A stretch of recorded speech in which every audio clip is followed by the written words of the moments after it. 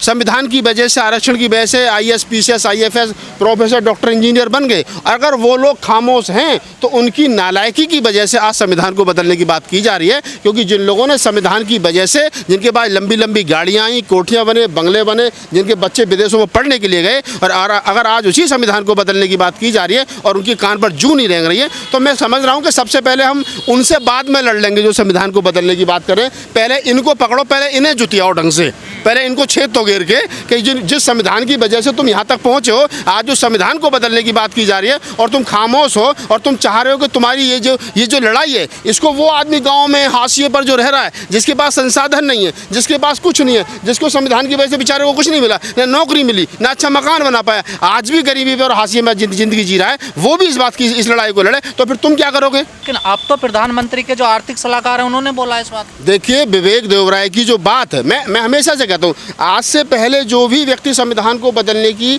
बात करता था, मैं कभी उसको इसलिए ज़्यादा गंभीरता से नहीं लेता था, तो मुझे लगता था कि कहीं ना कहीं ये आदमी इस पर हमें बात नहीं करनी चाहिए, उसका खुद कोई वजूद नहीं है। लेकिन विवेक देवराय जिन्होंने ये बात कही है कि संविधान को बदल देना चाहिए और हमें नए संविधान की ज़रूरत है, तो ये सवाल यहाँ खड़ा होता है कि विवेक देवराय है कौन? विवेक देवराय प्रधानमंत्री के वित्त सलाहकार समिति का चेयरमैन है, चेयरमैन पर्सन। तो अब वो आदमी जो प्रधानमंत्री के साथ रोज़ बैठ करके चाय कॉफ़ी पीता है, वो आदमी संविधान को बदलने की बात कर रहा है, तो आप समझ लीजिए ये बात कोई आम नहीं है। ये बात वही बात है जो प्रधानमंत्री के साथ बैठ करके चाय कॉफ़ी पीते वक्त रोज़ की जाती है, और आज उस बात को सार्वजनिक तरीके से मतलब एक तरीके से कहा जा रहा है। और ये बीजेपी का चाल और चरित्र रहा है। क्या वो पहले हल्का सा पत्थर मार के देखते हैं कितनी हलचल होगी?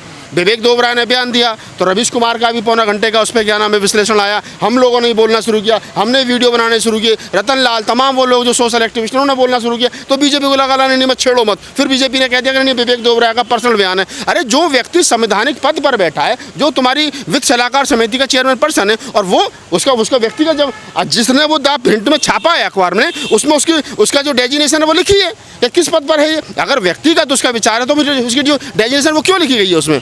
तो ये क्या है, तो बाद में किनारा क्या ना जब विरोध हुआ। मैं वही कह रहा हूँ गजेंद्र जी, बीजेपी का शुरू से ये चाल चरित्र रहा है। बीजेपी जो काम वो करना चाहती है 2 साल के बाद में, वो आज किसी से कहवाएगी, खुद नहीं कहेगी, फिर देखेगी इसके बात का कितने मायने हैं। मतलब पहले साधु संतों से कहवाना शुरू करा, भाई संविधान बदल दो, फिर और लोगों ने, एक आध प्रोफेसर, एक आध आनंद उसने बोल दिया, हेगड़े ने बोल दिया कि अभी संविधान बदल दो, मिनिस्टर ने बोल दिया, सांसद ने बोल दिया, अब प्रधानमंत्री के वित्त सलाहकार ने बोल दिया, कल को प्रधानमंत्री बोल देगा भाई संविधान को बदल देना। ये क्या है, ये सीढ़ी दर सीढ़ी चढ़ते हैं, चेक करते हैं कितनी हलचल है। जब ज़्यादा हलचल होने की शुरू होती है तो फिर बैकफुट पे आ जाते हैं।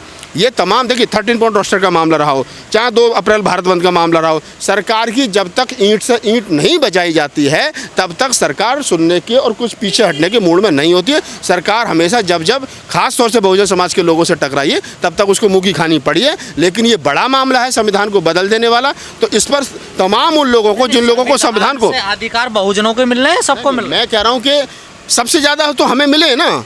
मैं कह रहा हूँ कि बहुजन समाज का वो समाज जो हाशिए पर था, जिसको पढ़ने का अधिकार नहीं था, सार्वजनिक स्थान पर जाने का अधिकार नहीं था, मंदिरों में घुसने का अधिकार नहीं था, पानी पीने का कुएं से खींच के पीने अधिकार नहीं था, जिसके पास में कोई अधिकार थे ही नहीं, और मनुस्मृति के आधार पर वो गुलाम और शूद्र, जिसके गले में हांडी और पीछे झाड़ू तक लटका दी गई, उस आदमी को बराबर और समता में ला करके संविधान ने खड़ा कर दिया। तो जो आदमी अपने आज देखिए ना, संविधान खटक क्यों रहा है? आज से 50 साल पहले, 60 साल पहले, 100 साल पहले शेड्यूल कास्ट का आदमी, OBC का आदमी मरा सा, गिरा सा, काला सा, कपड़े फटे हुए उसके बदन पे, और उसके मोहल्ले में से बदबू आती थी, और देख करके पंडित जी जब उसके मोहल्ले में जाते थे तो जनेऊ यहाँ चढ़ा लेते थे और धोती हाथ में ले लेते ताकि सन ना जाए। तब उसके मोहल्ले से निकलते और तब कहते रहे खचेड़ा कहाँ है, या घसीटा कहाँ है, या छिद्दा कहाँ है। आज क्या हो रहा है कि आज नीचे पीछे के रास्ते पर देखिए पंडित जी फटे से स्कूटर पे जा रहे हैं, आगे 50 लाख की फॉर्च्यूनर जा रही है काले कलर की, उस पर लिखा गर्व से कहो जय भीम। तो जो पीछे वो 2000 के फटे से स्कूटर पे जा रहा है और उसके आगे जो 50 लाख की फॉर्च्यूनर चल रही है, वो 50 लाख की जो फॉर्च्यूनर है और वो जो 1500, 3000, 4000 का स्कूटर है,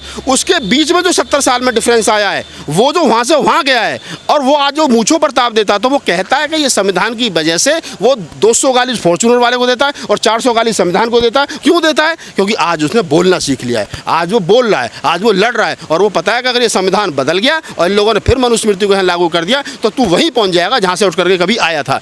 तो ये क्या है कि जो एक मध्यम वर्ग शेड्यूल कास्ट में और ओबीसी में तैयार हुआ है, उसकी जिम्मेदारी बनती है, राहुल नागपाल की जिम्मेदारी बनती है। तो मैं बोलता हूँ मुखर होकर, जैसे तमाम लोग तो कह रहे हैं संविधान को धीरे धीरे कमजोर किया जा रहा है, धीरे धीरे बदला जा रहा है। जैसे अब सेशन बुला ले लेकिन किसी को बताया नहीं किस मुद्दे पे चर्चा होनी है, देश में ऐसा पहली बार। देखिए मैं क्या कर रहा हूँ, सरकार मनमानी कर रही है, सरकार जो कर सकती है वो कर रही है, और उसमें आप सोचो कि भाई कसाई के हाथ में जो है वो कटार है, गंडासा है, तो वो रियायत कर देगा। भाई कोई हो सकता है कि आराम आराम से काटे, कोई झटके से काट दे, तो वो अपने करने में कोई कसर नहीं छोड़ रहे हैं। अब जो कह रहे हो ना कि आप संविधान तो धीरे धीरे बदला जा रहा है, अब मैं एक बात कर रहा हूँ कि ये जो लोग नए संविधान की बात कर रहे हैं, भाई नए संविधान में क्या लाओगे आप? बड़ा सवाल खड़ा होता है। क्या प्रियम्बल में, भारतीय संविधान के प्रियम्बल में, जो भारतीय संविधान के कई आर्टिकल ये कहते हैं कि आप भारतीय संविधान के प्रियम्बल में मेन ढांचे में कोई बदलाव कर ही नहीं सकते।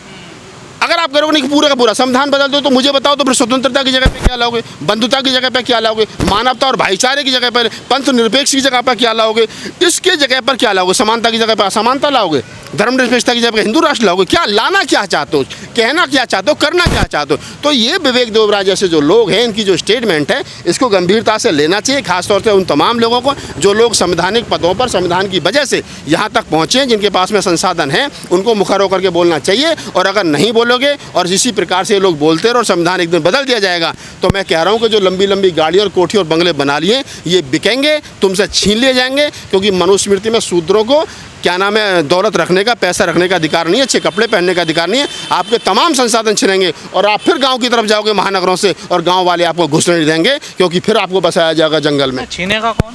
अरे जब नया कानून आएगा, नया संविधान आएगा, तो संविधान के अकॉर्डिंग चलेगा ना। अभी आपके हक हकूक जो बज रहे हैं, मैं जो बोल रहा हूँ और तुम जो सुन रहे हो, वो संविधान की वजह से मेरा फंडामेंटल राइट से बोल रहा हूँ। कल को जब संविधान में फंडामेंटल राइट्स ही नहीं रहेंगे तो मैं कहाँ से बोलूँगा?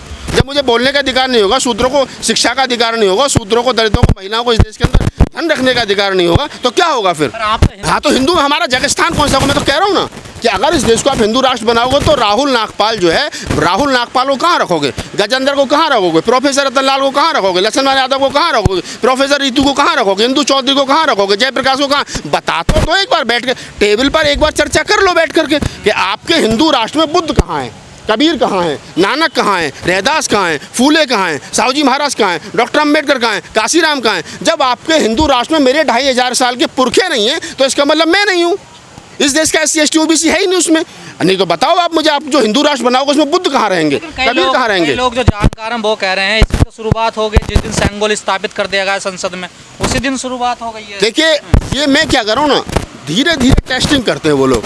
अब जैसे आपने सेंगोल का उदाहरण दिया, बहुत सारी चीज़ें ऐसी हैं, प्रधानमंत्री का राम मंदिर के उद्घाटन में जा करके भगवा पहन करके पूरा लेट जाना। संवैधानिक पद पर रहने वाला व्यक्ति किसी भी एक धर्म का नहीं होता, वो तमाम देश का होता है। तो मैंने तो उस दिन भी कहा था कि क्या मस्जिद के उद्घाटन में प्रधानमंत्री जी जाएंगे, क्या योगी जी जाएंगे? नहीं जाएंगे ना, क्योंकि उनको उस धर्म को बढ़ावा देना है। और अभी भी देखो G20 चल रहा है भारत में, और G20 में जो फुहारे लगाए गए वो किस प्रकार के लगाए गए आप तमाम लोगों ने देखे होंगे। शिवलिंग के आकार के फुहारे लगा दिए गए, क्योंकि वो उस अपनी संस्कृति को प्रमोट कर रहे हैं, जिस संस्कृति को वो मानते हैं, जो संस्कृति गैर बराबरी पर, गैर भाईचारे पर और गैर मानवता पर टिकी है, वो संस्कृति को हमारे ऊपर थोपना चाहते हैं। और वो वही उनका हिंदू राष्ट्र की कल्पना ही वो है। उनके हिंदू राष्ट्र की कल्पना के बीच में अगर कोई बाधा आ रहा है, तो वो संविधान और संविधान से पैदा हुए मेरे जैसे लोग, और वो तमाम अम्बेडकरवादी, बुद्धिस्ट, मुसलमान, तमाम वो लोग। और मैं तो एक बात और यहाँ से आगे कहता हूँ, ये लोग कहते हैं अखंड भारत बनाएंगे, तो बनाओ ना, फिर बताओ।